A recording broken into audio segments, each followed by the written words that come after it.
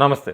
నేను మీ అశ్విని కుమార్. అమెరికా యుద్ధ విమానాలు ఇరాన్ న్యూక్లియర్ సైట్స్ ముఖ్యంగా మూడింటిని ఫర్దో, నటాంజ్, ఇస్ఫహాన్ ఈ మూడిటి న్యూక్లియర్ సైట్స్ స్థావరాల మీద దాడులు చేసినాయి.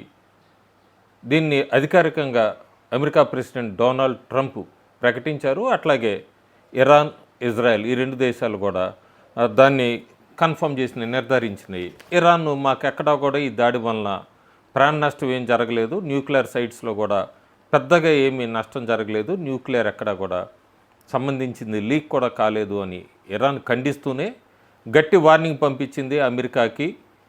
ఇక నుంచి మాకు ఇరాన్కి అమెరికా సిటిజన్ అయినా సరే ప్రతి మిలిటరీ వాళ్ళు మా టార్గెటే, సిటిజన్తో సహా వీళ్ళందరూ మా టార్గెట్ అని చెప్పి ఇరాన్ పెద్ద హెచ్చరిక పంపించింది అమెరికాకి. ప్రస్తుతానికి అమెరికాకి సంబంధించిన ఈ యుద్ధ విమానాలన్నీ గ్వామ్ అని పసిఫిక్ ఓషన్ అటువైపు కదులుతున్నట్టుగా తెలుస్తున్నాయి. అంటే యుద్ధం ఇంకా నడుస్తుంది అనేది అయితే మనం చెప్పాలి. ట్రంప్ అయితే మాత్రం మా విమానాలన్నీ కూడా సేఫ్గా బ్యాక్ వచ్చేసినాయి, ఇంకా సీజ్ ఫైరు లేదా ఆపరేషన్ పీస్ అంటూ కూడా ట్రంప్ మాట్లాడుతున్నారు. చాలా వ్యత్యాసం ఉంది భారతదేశానికి మొన్న ఆపరేషన్ సింధూర్కి కానీ ప్రస్తుతం ట్రంప్ మాట్లాడుతున్న మాటలకు కానీ. అట్లాగే చాలా దగ్గర పోలికలు కూడా ఉన్నాయి. ట్రంప్ మనం పాకిస్తాన్ మీద అటాక్ చేసినప్పుడంతా కూడా ఆయన వేరేగా మాట్లాడారు. ప్రస్తుతానికి ఆయన ఇరాన్ మీద దాడి చేశారు, ఇరాన్ ఎక్కడా కూడా అమెరికా మీద అటాక్ కూడా చేయలేదు. దాని గురించి అడిగినప్పుడు యూజ్ కామన్ సెన్స్ అంటూ కూడా చాలా తెలివిగా మాట్లాడినట్టుగా రిప్లై ఇచ్చారు ట్రంప్. ఇక్కడ 2 పాయింట్స్ ఉన్నాయి. ఒకటి, సేమ్ భారతదేశం ఎట్లయితే పాకిస్తాన్ న్యూక్లియర్ సైట్స్ మీద దాడి చేసిందో దాన్నంతా కూడా దగ్గరుండి ఆ రూమ్లోంచి ప్రధానమంత్రి నరేంద్ర మోడీ ఎట్లా వాచ్ చేశారో ఆ బ్లాస్ట్ని, ట్రంప్ కూడా రూమ్లోంచి క్లియర్గా ఆ వార్ స్ట్రైక్ చేస్తున్నప్పుడంతా కూడా ఆయన దగ్గరుండి గమనించాడు. సేమ్గా భారత ప్రధాని ఫాలో అయ్యాడు ఆ ఎయిర్ స్ట్రైక్స్ జరుగుతున్నప్పుడంతా. ఈ ఉద్రిక్త పరిస్థితుల మధ్య ప్రస్తుతానికి భారతదేశం ఆపరేషన్ సింధుని పాస్ చేసినట్టుగా చెప్తోంది. ఇజ్రాయెల్లో, ఇరాన్లో ఉన్న భారతీయులందరినీ కూడా చాలా వరకు ఎవాక్యుయేట్ చేసింది, ముందే భారతదేశానికి రప్పించింది. భారతదేశానికి వచ్చాక వాళ్ళందరూ కూడా హిందుస్థాన్ జిందాబాద్, మోడీ జిందాబాద్ అంటూ కూడా భారతదేశ నేలను ముద్దాడిన సన్నివేశాలు చూసాం మనం.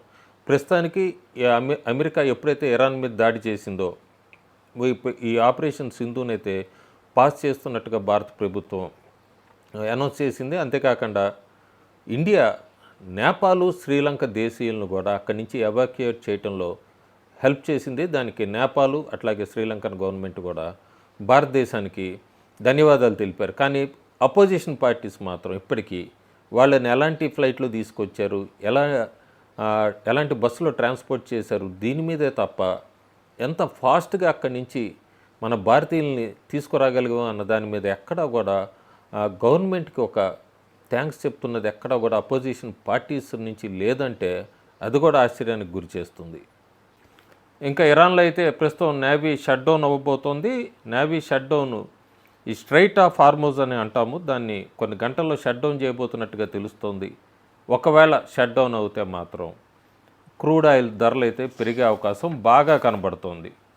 యుఎస్ఏ మనం ఇరాన్ మీద 3 బేసుల మీద దాడి చేసిందని చెప్పాను.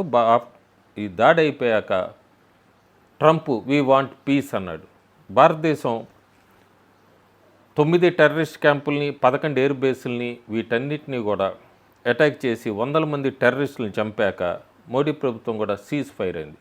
అమెరికాలో మాత్రం ఏ అపోజిషన్ పార్టీస్ కానీ ఎవరు ట్రంప్ని కవర్డ్ అని పిలవట్లేదు. కానీ ఎప్పుడైతే మోడీ సీజ్ ఫైర్ అన్నారో అప్పుడు మన అపోజిషన్ పార్టీస్ అంతా కూడా ఆయన కవర్డ్ అంది. అపోజిషన్ పార్టీస్ ఇండియాలో యుద్ధం మొదలుపెట్టినప్పుడేమో సీజ్ ఫైర్ అన్నారు. మోడీ సీజ్ ఫైర్ అన్నాక ఈయన ఒక కవర్డ్ అంటూ కూడా అపోజిషన్ పార్టీస్ గొంతు మార్చినాయి. ఈ రకమైన రెస్పాన్స్ భారతదేశంలో చూసాం. అమెరికాలో మాత్రం ట్రంప్కి ఎవరో కూడా అపోజిషన్ పార్టీస్ ఈ విషయంలో ఎదురు చెప్పట్లా. కానీ ప్రస్తుతానికి అమెరికాలో అయితే ఇస్లాం గ్రూప్స్ అంతా కూడా రోడ్డు మీదకి వచ్చి ధర్నాలు, నిరసన ర్యాలీలు చేస్తున్నాయి. న్యూయార్క్లో అయితే మెట్రో స్టేషన్లో హంగామాని సృష్టించారు ఇస్లామిక్ గ్రూప్స్. భారతదేశంలో ప్రతిపక్ష పార్టీల పాత్ర ఎలా ఉంది? సోనియా గాంధీ రాసినట్టుగా చెప్పబడుతున్న ఆర్టికల్ ఒకటి పబ్లిష్ అయిన కొన్ని గంటలకే ఆర్టికల్లో కూడా ఇరాన్కి ఎక్కడా కూడా హాని చేయొద్దు, ఇరాన్కి భారత్ ఇరాను కలిసి ఉండాలి అంటూ కూడా ఆవిడ ఒక పెద్ద హితబోధ చేస్తూ ఒక ఆర్టికల్ రాసిన కొన్ని గంటలకే పాకిస్తాన్ అమెరికాకి వాళ్ళ ఎయిర్ బేస్లు అప్పగించింది. అమెరికా యూజ్ చేసుకొని ఇరాన్ మీద దాడి చేసింది. అందరూ అనుకున్నారు పాకిస్తాన్ ఇరాన్ వైపు ముస్లిం దేశం కదా అటు మద్దతు ఉంది అనుకున్నారు. ఎప్పుడైతే పాకిస్తాన్ అమెరికా వైపు తిరిగిందో, అమెరికాకి మద్దతుగా నిలిచిందో ముస్లిం దేశాలు కూడా ఆశ్చర్యపోయినాయి. పాకిస్తాన్ దొంగ దెబ్బ కొట్టింది అన్నదైతే వాళ్ళు ఓపెన్గానే మాట్లాడుతున్నారు.